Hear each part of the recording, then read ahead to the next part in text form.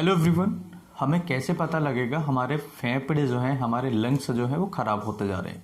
यानी कि जब भी हमारे फेफड़ों में लंग्स में इन्फेक्शन होगा या कोई दिक्कत आएगी तो हमें कैसे पता लगेगा, कौन से साइन, कौन से सिम्टम्स हमें सबसे पहले देखने को मिलेंगे जिससे हम आइडिया लगा सके कि हमारे फेफड़े अस्वस्थ हैं, यानी कि उनमें कोई दिक्कत है या उनमें इन्फेक्शन है, जिससे हम कुछ चीज़ों को खाना अवॉइड कर सकें।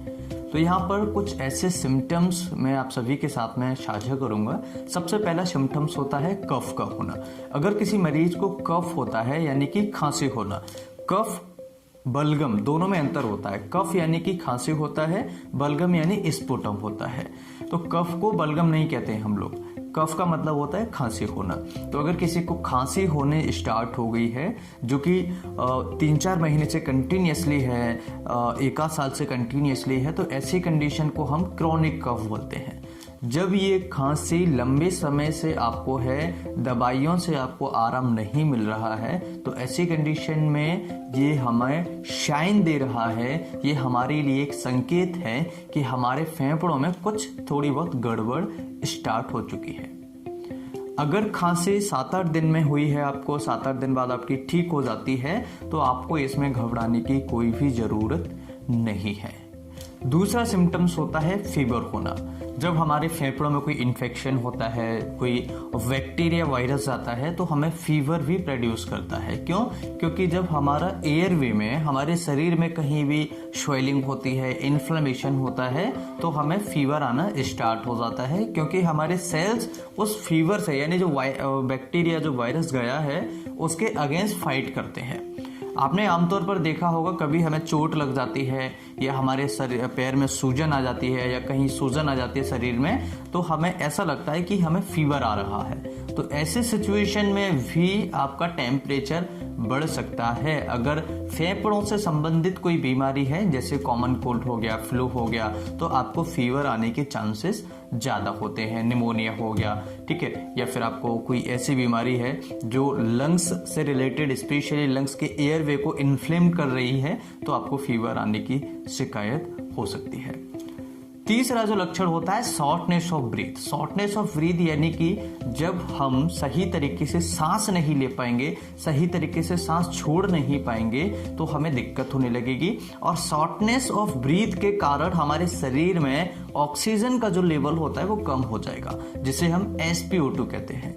शॉर्टनेस ऑफ ब्रीथ का मतलब होता है जैसे एक नॉर्मल व्यक्ति जो होता है वो एक नॉर्मल तरीके से सांस को लेता है और छोड़ता है। जब किसी मरीज को शॉर्टनेस ऑफ ब्रीथ होती है तो मरीज जल्दी जल्दी सांस लेता है और जल्दी जल्दी छोड़ता है, जिसके कारण जो हमारे सांस के द्वारा जो हवा गई है उसके अंदर जो ऑक्सीजन है वो सही तरीके से शरीर के अंदर जो हमारे ब्लड स्ट्रीम्स होती हैं वहां पर नहीं पहुंच पाएगा, जिससे वो ब्रेन में नहीं पहुंच पाएगा। तो आपको आलस बना रहना या चक्कर, घबराहट जैसी समस्याएं, या फिर आपको बहुत अलग प्रकार की समस्याएं, अलग प्रकार के सिम्टम्स भी देखने को मिल सकते हैं। तो यहाँ पर हमें ऑक्सीजन लेवल का भी ध्यान रखना होगा, और शॉर्टनेस ऑफ ब्रीथ इसका बहुत ज़्यादा महत्वपूर्ण लक्षण है। तो जो शॉर्टनेस ऑफ ब्रीथ है उसके कारण SpO2 यानी ऑक्सीजन का लेवल कम हो रहा है।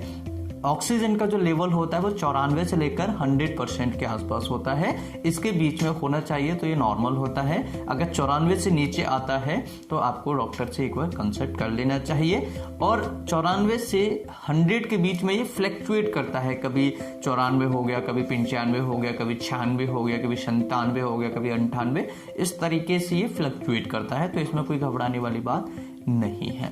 फीवर की हम बात कर रहे थे, तो 98.6 फ़ारेनहाइट तक टेम्परेचर अगर होता है मॉर्निंग का तो इसे हम फीवर नहीं मानते हैं। इवनिंग में 99.6 फ़ारेनहाइट अगर होता है तब भी इसे हम बुखार नहीं मानते हैं।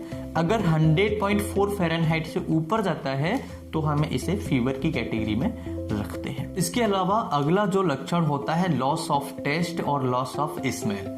अब आप कहेंगे कि सर लॉस ऑफ टेस्ट और लॉस ऑफ स्मेल का फेफड़ों से क्या संबंध है? देखिए, जब भी हमारे फेफड़ों में कोई स्पेशल प्रकार के इन्फेक्शंस जाते हैं, वायरसेस जाते हैं, तो ये हमारे जो ऑल्फैक्टरी सेल्स होती हैं, जो हमारे सूंघने का और जो टेस्ट का काम करती हैं, स्पेशली सूंघने का, तो ऐसी कंडीशन में उन सेल्स को ये डैमेज कर देता है। जब ये डैमेज हो जाती हैं, ब्लॉक हो जाते हैं ये पोर्स वगैरह वहाँ के, तो ये हमें स्मेल नहीं देने देते हैं, यानी कि स्मेल हमें फील नहीं होगी, हमें स्मेल नहीं आएगी। ठीक है, ये कई बार कई मरीजों में परमानेंटली ब्लॉक हो जाते हैं, डैमेज हो जाते हैं और कई मंथ तक ये डैमेज रह सकते हैं, जैसे कि 1 महीना, 2 महीना, 6 महीने तक ये डैमेज रह सकते हैं। लेकिन ये मोस्ट ऑफ केसेस में ये रीजेनरेट हो जाते हैं। रीजेनरेट यानी कि दोबारा से ये आपके स्मेल के जो सेल्स होते हैं वो बन जाते हैं और आपको जो न्यूरॉन्स होते हैं वो डेवलप हो जाते हैं और आपको स्मेल आना स्टार्ट हो जाता है, टेस्ट आना स्टार्ट हो जाता है।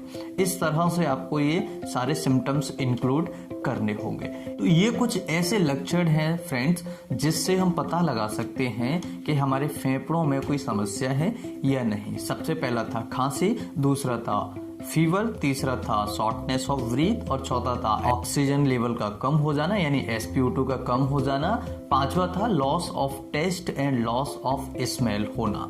तो ये 5-6 लक्षण ऐसे हैं जिनसे हम पता लगा सकते हैं, आसान तरीके से हम समझ सकते हैं हमारे फेफड़े ठीक हैं, हमारे फेफड़े में कोई दिक्कत है या फिर हम हेल्दी हैं, हमारे लंग्स जो हैं हेल्दी हैं या नहीं।